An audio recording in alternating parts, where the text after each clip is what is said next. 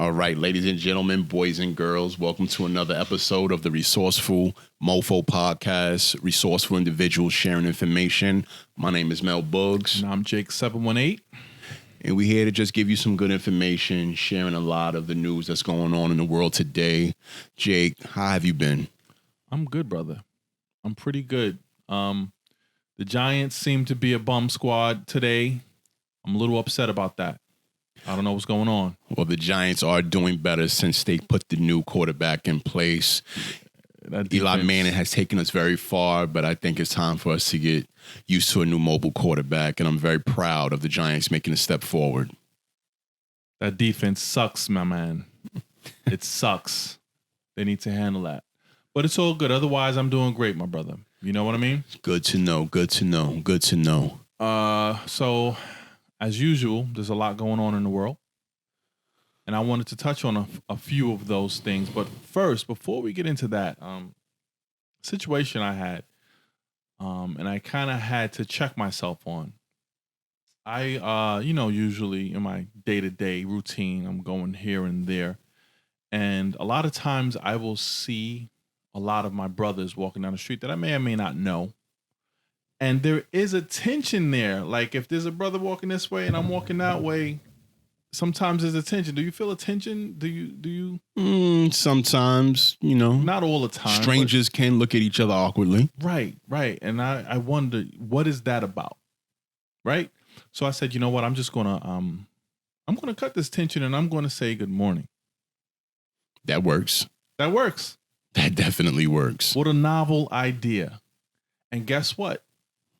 Every single time it was reciprocated.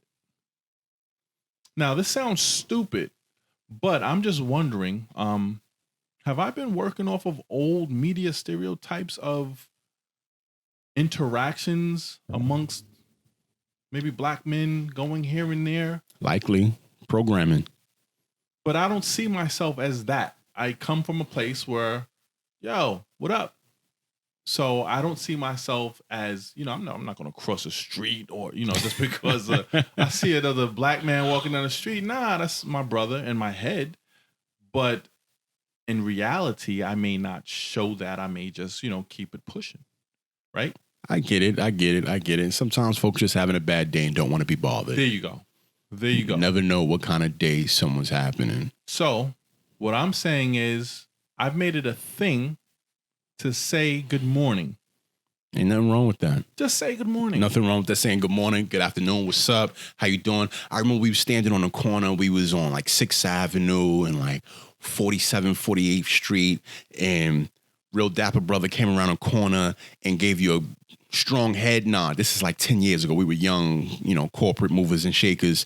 And y'all greet each other. Hey, what's up? What's going on? And I was like, you know him? And he was like, nah, just showing love. And I was like, cool. We should do that more often. So we still here today, right? Exactly. Especially if you're traveling, we have the infamous head nod that it's just, okay, you're doing your thing. Yeah. I see you. So I challenge everybody watching this. I challenge all the resourceful mofos, the 3 good morning challenge. Just say good morning to 3 brothers. We could use that in today's world. What about the sisters? Absolutely, but I don't feel that tension with the sisters though. What about when you holding the door open and no one says thank you? That's a problem.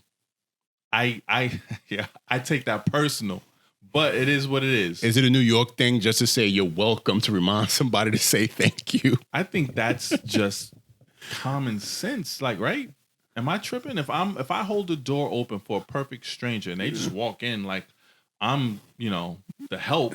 Yeah. I don't reserve a right to be upset about that. All right.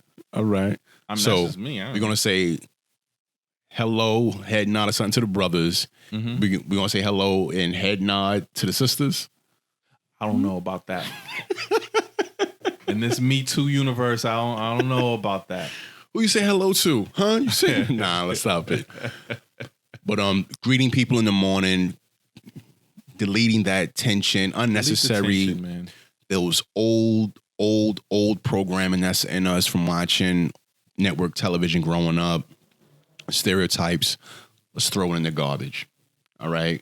We're speaking to one another in the streets. We're greeting. We're saying hello. We're saying good night. Things like that. Positive vibes There you only. go. We're starting the official challenge. For positive vibes only. Positive vibes only. Let's say good morning to each other. Going to work, going to get that cup of coffee. This applies to the ladies as well. Good morning. How are you? It's that simple. Any fist bumps? I mean, if it's cold for, I don't know, you know. Messing with you, You know man. what I mean? Messing with People you. might think the revolution is starting. You know, people on the train might get nervous, but nah. You know, just whatever is makes sense in the moment. I dig it. I'm with that. Attention. Definitely with that. So what's going on? What's on today's agenda? Today's agenda, I want to talk briefly about this Amber Geiger trial. Have you been keeping up with this trial? I haven't been reading full articles, but it's headlines everywhere. You cannot avoid it. So I'm in the loop about it's happening, you know, but I don't know the details. So please let me know what's going on. Who is she? What happened? And where are we today with it? So Amber Geiger, I believe this is in Texas, right? She is a police officer from what I recall. From what I read, I think she's a police officer. And bottom line, she actually goes into her apartment building, but she goes into the wrong apartment. When she goes into what she thought to be her apartment, she saw a black man sitting on the couch. And I guess she thought she was being robbed or something sketchy was going on. So she pulled out her gun and she killed this man. Wow. His name is Botham Gene Botham. Okay. Now this is horrible because, you know, she thought she was in her home. She wasn't. I found that to be a little sketchy. Like, how do you think you're in your home? You didn't, the pictures on the wall didn't. Yeah. And some of the reports, because when this happened, I was actually living in Texas, right? I was in Houston, and the reports on the news were showing, as the days was going on, how advanced the locking systems were on the door, and every tenant had an authentic key. Like, there's no way you can confuse your apartment for the next because you had an authentic electronic key to open up the sophisticated locking system. Okay.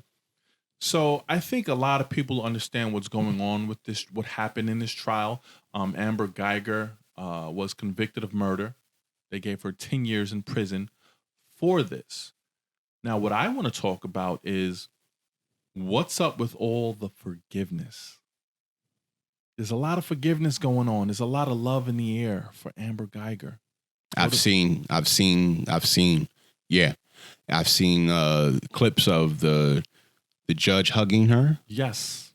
And the victim's brother forgiving her publicly. Yes. So now those were two incidents, right? The brother of Gene Botham, he actually asked, you know, can I hug her? Which is okay. Oh, he hugged her too. Yes, he actually asked in court, can I hug her? Well, did they spark anything up since they giving out hugs? Was it Hippieville? That's what I'm saying. It's the 70s? So, now that alone is a little weird to me. Not the fact that he asked to hug her, the fact that the judge allowed it. Because if I'm a judge and the family member of someone who was just murdered, and that person asks to give the murderer a hug, my response is going to be no, because I think you're trying to get close to that person to harm them.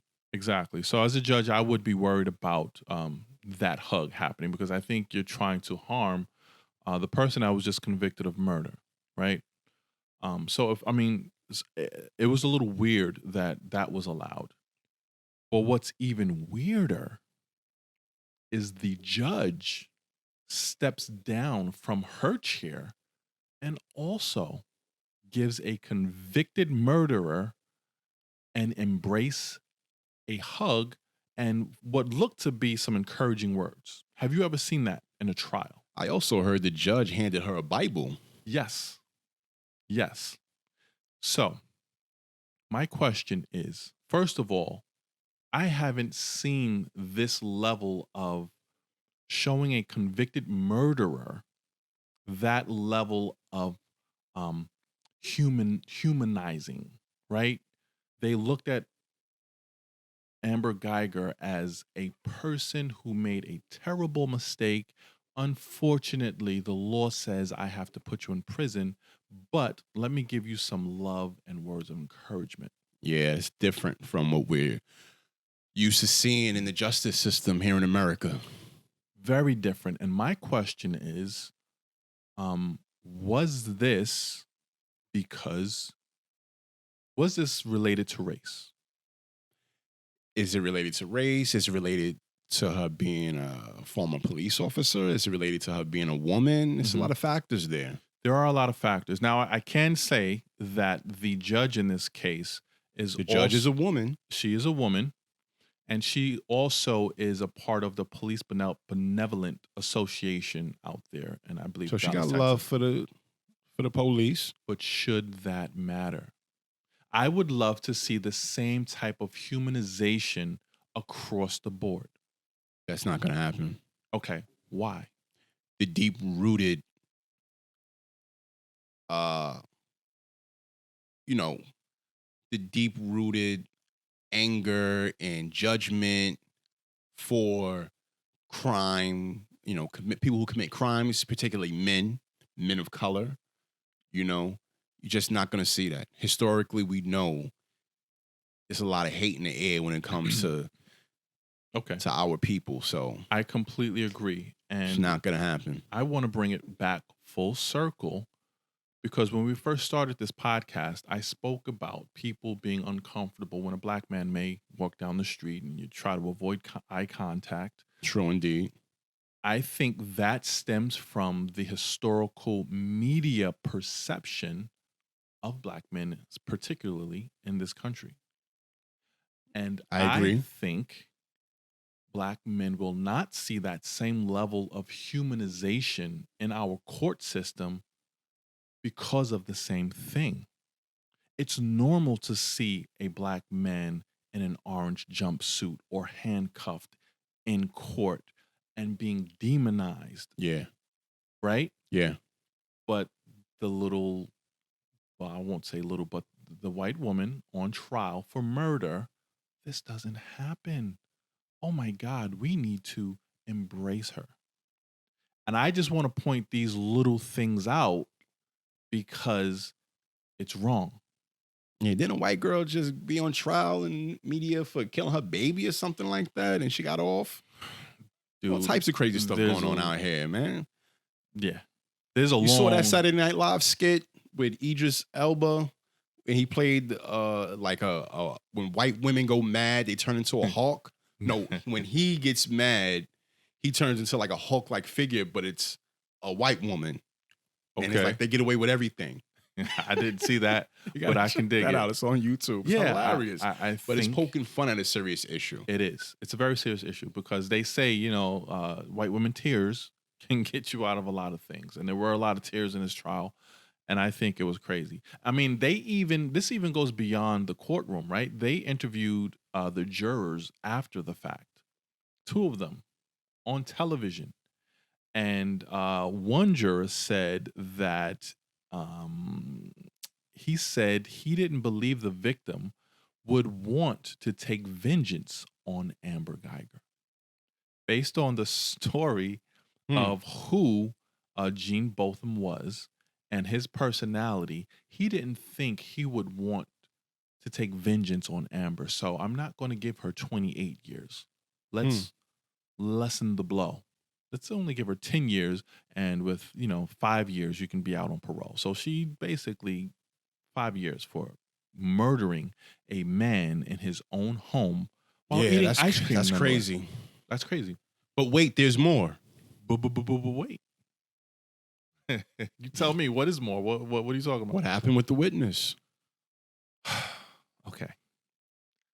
So this entire trial is like an episode of Power. More like House of Cards. Something. So one of the key witnesses in this trial, his name was Joshua Brown. He gave a very heartfelt testimony as to who Gene Botham was. He expressed how in the mornings he could hear Gene actually singing gospel music in the morning on his way to work. So it was a very heartfelt testimony. This man was just found dead. Someone shot and murdered Yeah, that's crazy. Joshua Brown. That's crazy. They don't know who the shooter is. Of course not. Everyone is suspecting foul play. Of course we are. Okay. I really, really want to know what's going on here. This is just way too coincidental. But on one hand, I'm saying to myself, okay, she was already convicted of murder. Who has anything to gain from murdering Joshua Brown? My brain automatically goes to one place: backlash. Again, America isn't used to seeing white females being convicted of murder in You're the right. way this one happened on this trial. So was this some kind of a backlash from someone who thought the outcome should have been different? Or is this just one huge coincidence? I don't know. It's unfortunate, really sad. My heart goes out to that man's family, the witness family. You know, I just hope we get some resolve and find out what's going on here, because this is really sad. Yeah, this is America. This is what we're dealing with. But it is what it is, man. I don't want to bring the tone of the podcast down, but I do believe that we need to. These are the point type these of things out. that are happening every day, so we got to talk about it. We have to talk about them. Something else I want to talk about: Let me hear it. vaping. I have been known to indulge in, the vape culture every now and then. Okay. The different flavors, so on and so forth. But there's apparently this can kill you. What is vaping? That's a very good question, because I don't think the definition is the same across the board. True indeed. People say vaping, I think between e-cigarettes, nicotine, and THC, CBD oils, right? So in the news recently, there's been a few deaths associated with vaping. Are they dying from the THC stuff, or are they dying from the tobacco e-cigarette stuff? Right. What's going on here? I don't know if it's very clear. However, I think there have been cases in both scenarios, right? People have gotten ill or died from the e-cigarette vaping. Yeah. And the same for the THC or CBD version of vaping. Okay. But from everything that I'm seeing, no one can pinpoint exactly what the issue is. Some people are saying there's a vitamin E that shouldn't be consumed in the lungs, and that's why people are getting sick. What type of vitamin? Vitamin E. Vitamin E. What the hell is vitamin E? That's a good aloe, point. right? The aloe vera does have vitamin E in it. Yeah, I thought that was good for us. I thought it was good for us as well. I saw a report that they said, grapes can give you cancer. Grapes. Who knew? Now, if you tell me a fruit can potentially give me cancer, I'm assuming that how the fruit was harvested has some chemicals on it. You know what I mean? That insecticide spray rode off. What was it called? I don't know. What did something? It was somebody got a couple $1 million because they gave them cancer. Right, exactly. So when you tell me a grape gives cancer, I'm going to think that the process of harvesting the grape. So the process of creating the oils for the vape is what's hurting us. Yes, that's what I believe. I think there's some back alley THC oil that people are vaping, and it has made a few people sick and a few people have died. And that's why it isn't How like. do I know the real from the fake if I'm vaping and I want to get some oils? Do they sell these oils at my corner store, the smoke shops? The smoke shops in New York City, they have all types of e-cigarettes and the raw wax, vape pens and all types of things. Should I not purchase from these corner stores? Do I need to mail order from the Magical Triangle in the West Coast? Listen, Mendocino? If you're talking about the THC version, I would say make sure it's coming from a dispensary. And obviously you should be consuming this with an MMA card. medical marijuana, like what do they call it? MML, MMA, medical marijuana license, right? And that's the only way you can And get we it from a have that in New dispensary York now. for medical use. It also Yeah. exists in We New have Jersey. the pills, the THC pills, 20 to 1. Wow. I don't know anything Yeah. about the pills. But my point is, I think if people are worried about this and you do partake in that marijuana culture, make sure you are getting it from a reputable source if you're going to vape it. Word. Don't get it off the corner with the guy selling the rat poison, Tempo. Word. There's no telling what they put in the street corner stuff. Not to, disparage anybody, but, you just don't know. I dig it. So is vaping, like, with everything becoming legal, that sounds like, is it like a red flag for you to slow down? I don't know. You just don't know how to call it, because now with marijuana becoming legal in New York, in New Jersey, different areas across the nation, Denver, Colorado, they been getting lit, right? California, Oakland, been getting lit. So now, soon as things are opening up for high restricted areas like the New York and New Jersey area, now we get this scare from, news media outlets, and it's telling us to what? What do you think?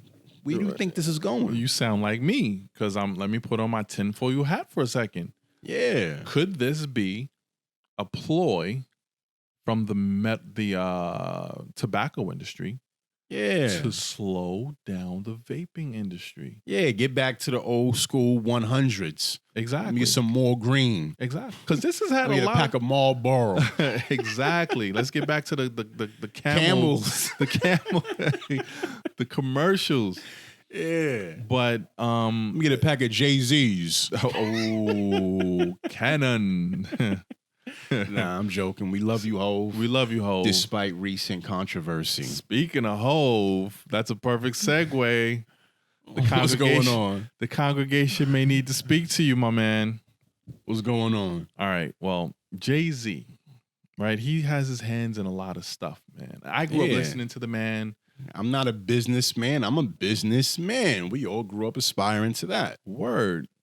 But I've been noticing kind of a trend with the Hove headlines. For example, let's take it back. Brooklyn Nets. I remember that. I remember when they built the Barclays Center. And Jay-Z was kind of spearheading that entire campaign, that movement. Yeah, and there's a lot of controversy about the displacement of residents in Brooklyn for the building of the Barclays Center. Yes. Affordable housing, folks living in that area. What's that, Flatbush? Downtown Brooklyn? I believe it's downtown Brooklyn. Yeah. The Flatbush Avenue is like right there. Exactly. Get off the train, Nevins, Flatbush. Exactly. But so it was a lot of controversy behind that. A lot of controversy behind that, and sometimes you need to calm the community down. And then the narrative of Hove coming along saying, wait a minute, I'm an owner. Yeah. Yeah, that was big talk. That was big talk. That was big talk. And the black community, we ate it up. Oh. Yeah. Let me support Hove in his NBA endeavors. He is a owner. That's a fact. Fast forward, we find out Hove really doesn't have that much stake in the Brooklyn Nets. He owned about, I think it equated 0.00 facts. Facts. 0.1%. So was this? But he had a lot of business dealings. There was Rockaware stores, I believe, inside the Barclays Center when they first opened. Okay. A lot of things associated with his brand. So he was doing some business collaborations in part of, being a very minor owner, Right. But that wasn't the narrative. Those weren't the headlines. The headlines was were owner, and they had the big billboard in Yes. Brooklyn. It was the billionaire owner. I think he's like a Russian billionaire. Yes. Then a picture of Jay-Z, and it was a third person. Who was the third person? Like a developer or something? Most likely. I don't know who the third person was. It was three members on that marketing campaign. Fast forward a little bit, Jay-Z actually had to sell his stake in the Brooklyn Nets, his very small stake in the Brooklyn Nets, because he was starting Rock Nation. Rock Nation Sports. Rock Nation Sports, and you cannot be an Becoming a owner. sports agent. Exactly. It was so cool. You saw Jay-Z at the NBA draft that year. Yeah. Right? Everybody kicking it with Jay-Z at the draft. It was dope. It was cool. Dope. It was a good look. So I mean, that is a technicality. You cannot be a owner, even a small percentage owner, and be an agent. Okay, got it. Fast forward, Jay-Z has this deal with the NFL. Right. To this day, I'm a little confused as to what his role really is. Do you know? I'm not exactly sure what his role is, but I know he's a businessman. He has the agency as he has Rock Nation Sports. He has Rock Nation, which is just music management. Mm-hmm. So he has now music and athletes, and he's trying to get his coins up. He's definitely getting his coins up. What I'm trying to get at here is a reoccurring theme, or technique that he's using. Yeah, because on the backs of this entire NFL deal was Colin Kaepernick. Yeah, and the whole kneeling for justice and police brutality against Black men, and specifically. And there's a lot of talk on the wire that Jay-Z, told a lot of people, we're not messing with the NFL right now. Word on the streets among executives in the music industry and business that are associated with him, he was telling people to leave the NFL alone, right? That's the word on the streets. Right. All of a sudden, he's in cahoots with the NFL. He has a deal, I'm assuming a very lucrative deal with the NFL. And again, this is on the backs of the back of a narrative that says, hey, Black community, this is the way forward. Let's take action in order to make things better, right? So we have the Brooklyn Nets. We have that same narrative with the Black community. We have the NFL deal, which people are still wondering, okay, what is he really doing there? So, and then the first halftime show we get is Jennifer Lopez and Shakira. Dude, that's the business of the music industry. So now Rock Nation is in charge of events associated with the NFL. Are they going to, I thought that was a part of his responsibilities, helping to organize the halftime show.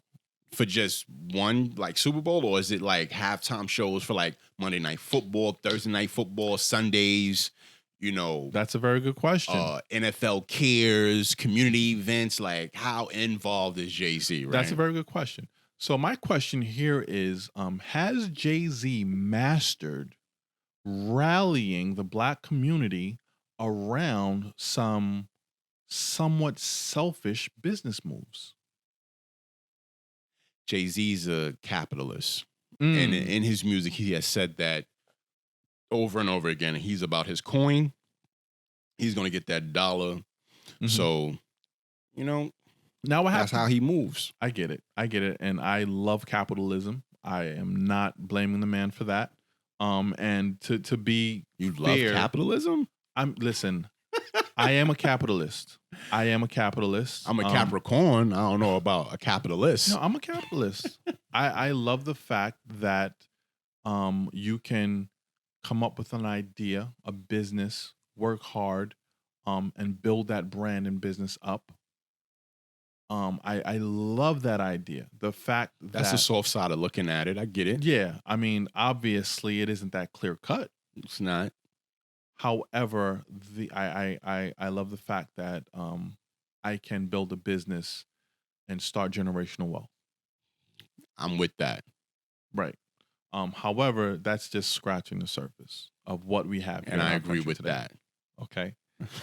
So that sounds like another topic we could talk. So let's get into that on the next episode. We'll get into that on the next episode. Okay. I mean, I would like to know what you disagree with, what the part of capitalism that you don't like.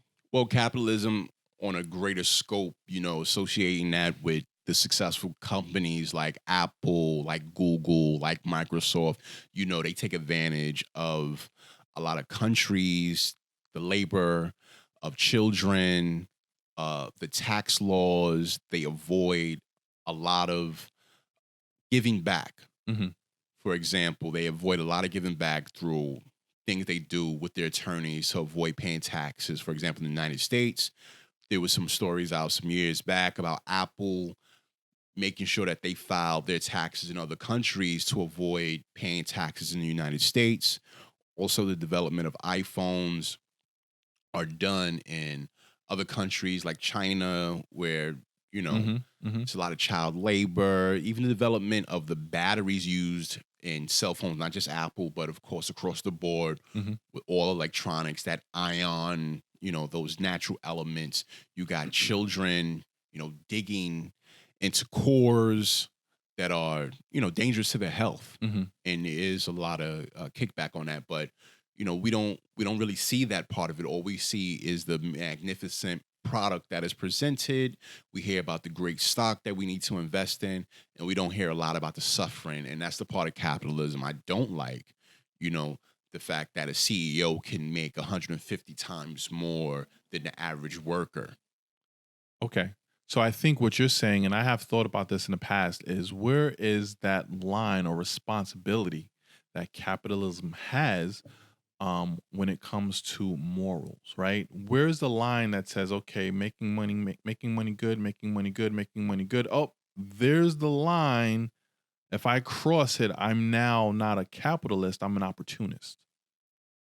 I don't know how to Does even that line exist? define it in that way, but you know, that's the way the world works. I dig it. So I I'm dig not it. claiming no brands really to that extent. Right.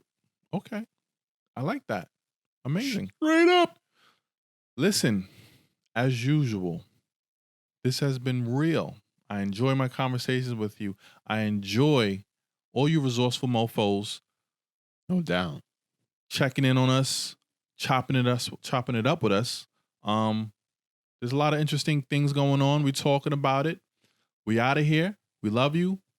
Peace. To the next episode. One.